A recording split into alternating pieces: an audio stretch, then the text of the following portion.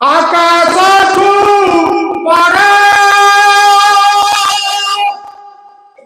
ସାଗରୁ ଗଭୀର ମମତାରେ ଭରା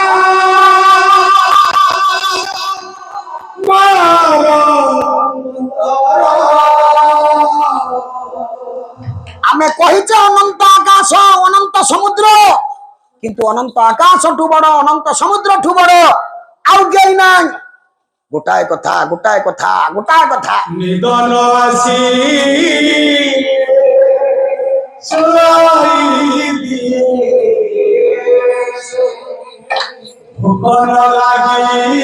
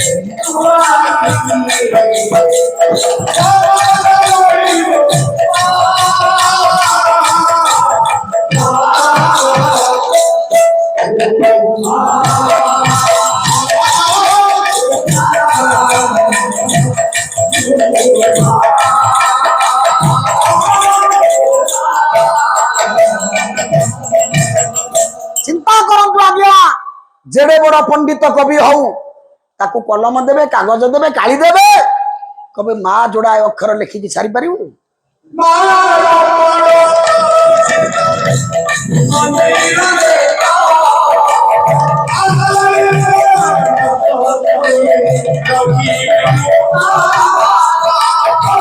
ମାର ପଣତ ଶ୍ରୀମନ୍ଦିରର ନେତ। ଏଇଥିପାଇଁ କାଳେ କବି କହିଲେ, ବାପ ଥିଲା ପୁଅ ସଭାରେ ହାରେ ନା, ମା କୋଳେ ପୁଅ ଦୁନିଆ ଡରେ ନା। ଝୁଣ୍ଟି ପଡ଼ିଲେ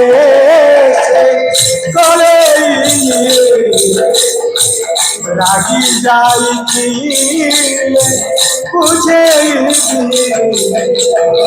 ଝୁଣ୍ଟି ପଡିଲେ ମା ଦୌଡ଼ି ଯାଇ କୋଳକୁ ଟେକି ଆଣି ଆଉଁସି ଦିଏ ବୋଲି ବିବେକାନନ୍ଦ କହିଲେ।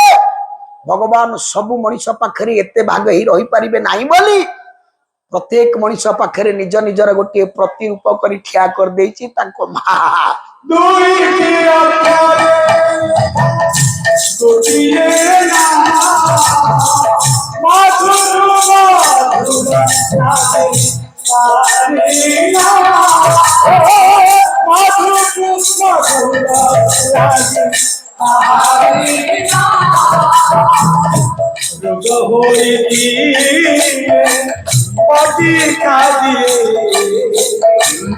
রাগি যাই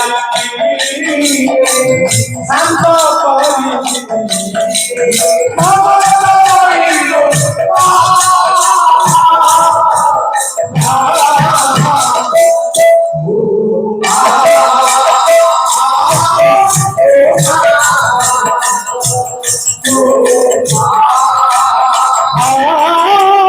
କହୁଥିଲେ ନା ଦୁନିଆରେ ମା ବଡ ନା ବାପା ବଡ।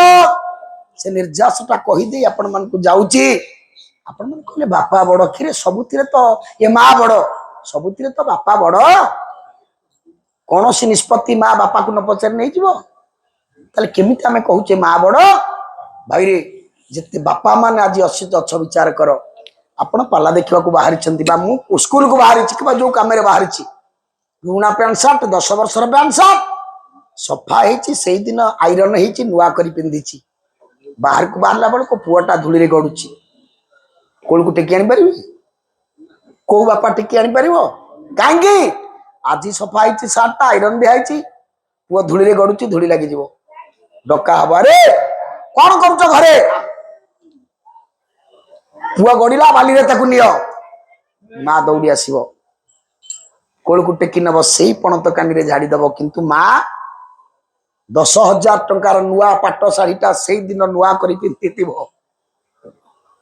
बाहरी पड़ला बेल को छुआटा धूली रे दांडे रे गड़ुथिब माँ क्या डाकी पार 10,000 टंकार पाट शाढ़ीटा पिंधिची मु धूली मो पुआटा उठेले मो देहरे धूली लगिज आउ किए जने आसिक उठे मो धनु को धूली झाड़ी दे मत दियो तापर मु धरमी माँ आहरी ना माँ थोड़े हजिगले आपण मुंड बाड़े से स्नेह आउ पाइबेनी से डाक आउ पाइबेनी से कथा आउ पाइबेनी से ममता आउ पाइबेनी माँ कोल को नहीं जीव से 10,000 टंकार नुआ पाट शाढ़ी रे देह मुंड झाड़ी दे धूली से धूली धूसरिया गंडे रे अनेक चुंबन आंकी दब मो धनुटा धूली रे केते बळ गड़िलानी आरी ना माँ भाई रे शेष कथा बापा माँ ऊपर कही दे जाउची आ अर्थ कोन मंदिर जीवेनी मुंडिया मारिबेनी ना भद्रक जिलार आउ जने कवि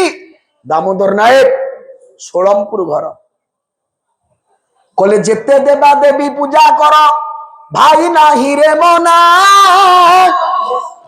जेते देवा देवी पूजा कर भाई नाही रे मना जेते देवा देवी पूजा कर भाई नाही रे मना हेले मने रख गृह देवता बिना पूजा हुए ना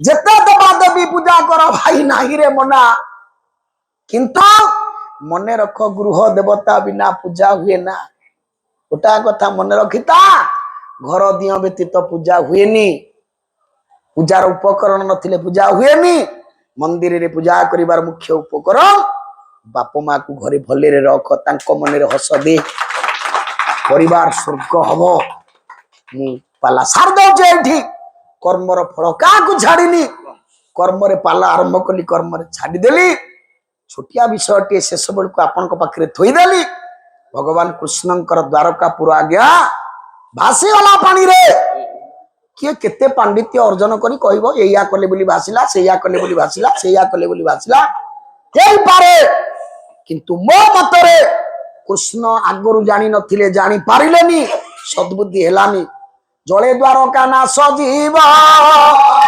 मोर निवास मात्र थी कोठी आउ तो निवास रहिबो तू रहिबु आज हूँ शपथ दिवस जड़े द्वारका निबना तन्न तन्न कर मुए निर्जासटा पाइला परे खोजिछि अनेक पुराण जहा पाइछि मो मन को पाइनी कोठेते पानी आसिला पानीटा जशोदा आनंद आखिर लुह शेष बेल को देवकी जशोदा वसुदेव को नहीं पाखे रखी ना से अच्छा कृष्ण भलिया प्रभु जदि बाप माँ को पचारे आम संस्कृति बंचब तेणु ना जगत को शिखेवा भगवान आसती भगवान शिखे देले रे मनीष मो ऐश्वर्यर गंता घर हेले मध्य मो बाप माँ को मु पचारिली बोली आखि लुह देली बोली आखि लुहरे सबू भासीगला मोर तमे एभली भूल करनी तुम ऐश्वर्य को बंचेवाई घरे बाप माँ को भले रख खाइबा पिया दियो शांति रे जीवन यापन कर बाप माँ जो परिवार रे नाहंती से परिवार आज्ञा कोणार्क मंदिर आपन जाइथिबे अनेक थर मु तो बहुत थर जाइछि दिन गली चप्पल पिंधिकी ता भितर समस्ते बुलुचंती मते काई मंदिरटा मंदिर भली लागिलानी सप्ताश्चर्य मध्य गोटा आश्चर्य होची कोणार्क मंदिर 1200 बड़ई 12 वर्ष राजकोष केते कोन करी आज्ञा खर्च हला एडा बड़ देउळ तयारी हला किंतु कोणार्क मंदिर पाखे जड़े लोक ठिया हेले ता मुंड नुएनी कहीं ना से देउल रे देवता नहांती जो घरे बाप माँ नहांती कोणार्क मंदिर जेडे सुंदर हेले आज्ञा ता जेमती चूड़ी भंगा देउल जो परिवार भितर जो घरे बाप माँ भिन्न होकर खाऊचंती से हेची सेमती चूड़ी भंगा देउल सेठी मुंड कहार नईवनी महापुरुष अच्युतानंद सही कथा कहले कौन ना कुकुर क्षीर पी बाबा छुरी मरिबो कहले कली काल मनुष्य किछि बुझिबेनी कुकुर क्षीर पी बाबा छुरी मरिबो छोड़ा सागु अति पिता तोरानी भुंजिबो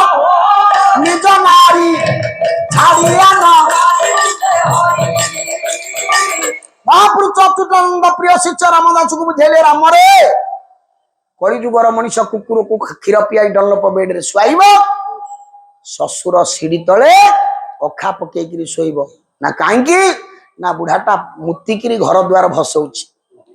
କାରଣ ବୟସ୍କ ହେଇଯାଇଥିବ, ପରିସ୍ରା ଲାଗିଲେ ବସ୍ତ୍ର ଯାଏ ତିନ୍ତି ବାହାରକୁ, ଯାଉ ଯାଉ ବୁଢୀ ମାଡି ହୋଇ ଶୋଇ ପଡେ ଦୁଃଖେ କାହାକୁ। କାଲି ଆମେ ଯାଇଥିଲୁ ବୃଦ୍ଧାଶ୍ରମ, କେଡେ କେଡେ ବାହାସପଟିଆ ମାରିକିରି କଥା କହୁଥିବା ଲୋକ, ତାଙ୍କ ବାପା ମା ବୃଦ୍ଧାଶ୍ରମରେ।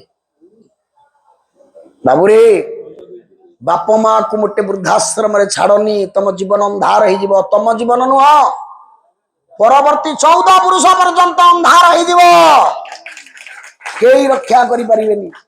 ତେଣୁ କଳିଯୁଗର ମଣିଷ ଯେତେବେଳେ କୁକୁର କ୍ଷୀର ପିଇବ, ଡନଲପ ବେଡରେ ବୋହୁ କୋଳରେ ଶୋଇବ, ଶ୍ୱଶୁର ସିଡି ତଳେ ଅଖା ପକେଇ ଶୋଇବ।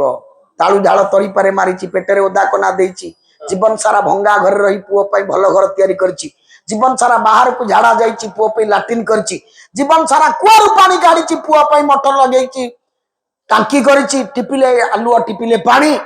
ସେ ବାପା ମା ଭଲରେ ନ ରହିଲେ ସୃଷ୍ଟି ରହିବଟି, ଧ୍ୱଂସ ରହିବ। ଏଇଟି କଥା ଥାଉ, ଆଉ ଆଗକୁ ନବାନି। ତେଣୁ ବାପା ମା ଯାହା ଦୋଷ ଥିବ କ୍ଷମା କରିବେ। ସ୍ୱାଇଁ ଭାଇ ନକଟକିଆ ପାଲା ଟିକେ ଚଳେଇ ନେବେ, ଆଜି ଛାଡିବେନି। ସ୍ୱାଇଁ ଭାଇ ଆଜି ଥାକ ମିଶେଇ ପାରିବନି, ପାଲା ସରିବା ଯାଏ କର୍ମ। ତେଣୁ ଦେଖି ଯାଇ ଭାଇ ସଂସାର ଚଳ, ଯେମିତି କର୍ମ ସେମିତି ଫଳ। ହଉ ଧୀରବର ପଣ୍ଡିତ ମଣ୍ଡଳୀ ଶୁଣୁଥିଲେ ବସି ପାଲା, ଯାହା ଚାରି କଥା ନା ସାତ କର ଆଲୋଚନା ଏଠି ହେଲା।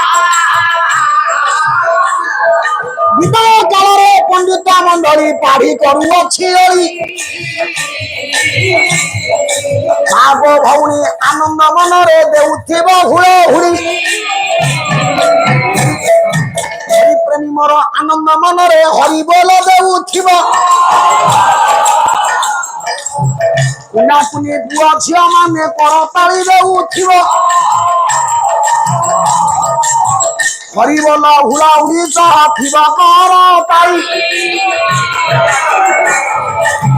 ସମସ୍ତଙ୍କୁ ଦୟା କରି ତାଙ୍କୁ ଶ୍ରୀଖଣ୍ଡ ଉଳି।